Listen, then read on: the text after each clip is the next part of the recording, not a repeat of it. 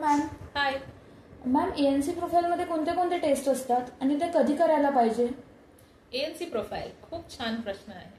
प्रत्येक पेशंटने आपलं ANC profile केलं पाहिजे. एएनसी प्रोफाईल म्हणजे ब्लड टेस्ट आणि युरिन टेस्ट.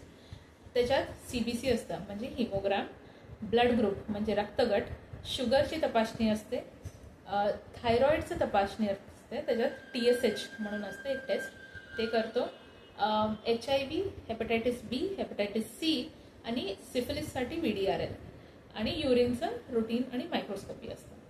हे टेस्ट जेव्हा पेशंट प्रेग्नेंट होते लगेच फर्स्ट 3 मंथ्स म्हणजे फर्स्ट ट्रायमेस्टरमध्ये केलं पाहिजे आणि 28 आठवडे ते 30 आठवड्यामध्ये दुसऱ्यांदा केलं पाहिजे.